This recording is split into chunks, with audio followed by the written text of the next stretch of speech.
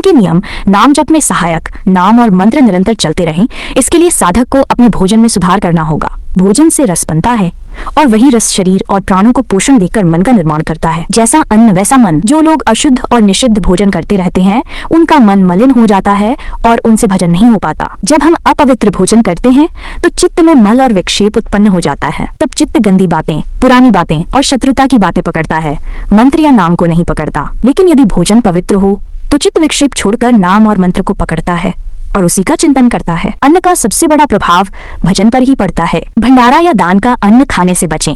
यदि आप गृहस्थ हैं तो केवल धर्मपूर्वक कमाए गए धन से ही अपना उदर पोषण करें। ये उचित नहीं कि रास्ते में कोई भंडारा चल रहा हो और आप सोचें कि हम ये ग्रहण कर लें। गृहस्थ का धर्म है कि वह दूसरों के दान पर न जिए। यदि आप किसी भंडारे में भोजन कर भी रहे हैं तो उसका मूल्य आंकिए। यदि 100 रुपए का भोजन मिला है तो 101 रुपए वहाँ भेंट करके श्रद्धा पूर्वक प्रणाम कर लीजिए। गृहस्थ के लिए ये उचित नहीं कि वो मुफ्त में भोजन लेकर प्रसन्न हो। मुफ्त में मिला भोजन आपके पुण्य को नष्ट कर देगा और नाम जप में विक्षेप बढ़ा देगा। किसी से भी मुफ्त में भोजन या पानी न लें। यदि लेना ही है तो उसका यथोचित मूल्य भेंट करें और उसे केवल पवित्र स्थान से ही प्राप्त करें।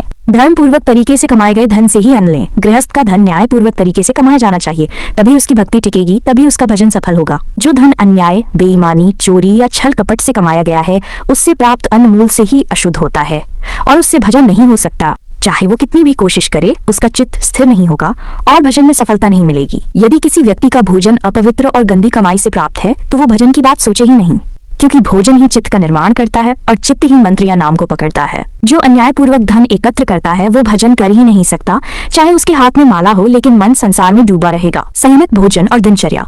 यदि भजन करना है तो भोजन आधा पेट करें। जब भजन में मन लगने लगेगा तो भोजन में स्वाभाविक रूप से रुचि कम हो जाएगी, और यदि आहार को दबा दबा कर आवश्यकता से अधिक करते रहेंगे तो भजन कैसे होगा।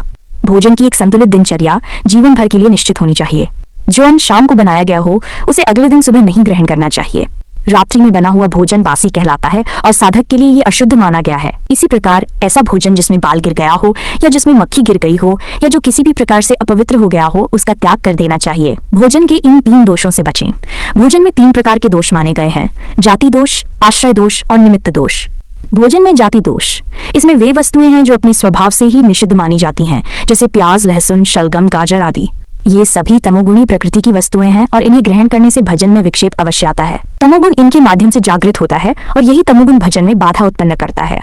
यद्यपि इनकी उत्पत्ति की प्रक्रिया भूमि से होती है, जैसे आलू की, और वो भूमि भी पवित्र ही होती है, फिर भी इनका स्वभाव भजन के लिए उपयुक्त नहीं है। ये वस्तुएं हमारी बुद्धि और चित्त को मलिन करती हैं, जिससे भजन में मन नहीं लगता। इसी कारण संतों ने इनका त्याग करने की सलाह दी है। ये नहीं कहा गया कि प्याज लहसुन खाना कोई पाप है, परंतु ये अवश्य कहा गया है कि इनके सेवन से भजन सिद्ध नहीं होगा। भजन शुद्ध और गहराई वाला तभी बनेगा जब आहार सात्विक और निर्मल होगा। ये तमोगुणी वस्तुएं भले ही मांस, मदिरा जैसी अत्यंत न मानी जाएं, परंतु ये भी मन को अपवित्र करने में सहायक होती हैं। इसलिए संतों ने इनका त्याग भजन की उन्नति के लिए आवश्यक बताया है। भोजन में आश्रय दोष। भोजन का दूसरा दोष है आश्रय दोष। इसका अर्थ है भोजन स्वयं भले ही पवित्र हो, परंतु जिस स्थान, पात्र या व्यक्ति के माध्यम से वो बना या रखा गया है वो अपवित्र है तो वो भोजन भी दोषपूर्ण हो जाता है। उदाहरण के लिए मान लीजिए किसी रसोई में बड़ी श्रद्धा से पूरी खीर जैसी सात्विक वस्तुएं बनाई गईं, लेकिन उसी रसोई में पूर्व में मांस पकाया गया हो, वही चूल्हा, वही पात्र और वही रसोईया हो, तो ये आश्रय दोष कहलाएगा। ऐसे भोजन को ग्रहण करने से आपकी बुद्धि मलिन हो जाएगी और भजन में मन नहीं लगेगा। जैसे मांसाहार करने से व्यक्ति की बुद्धि भ्रष्ट होकर उसे अधोगति की ओर ले जाती है, वैसे ही उस रसोई में बना सात्विक भोजन भी आश्रय दोष के कारण मन को अपवित्र कर देता है। एक और उदाहरण, यदि शराब की बोतल में गंगा जल भर दिया जाए तो वह जल आचमन योग्य नहीं रहेगा, क्योंकि पात्र अपवित्र है।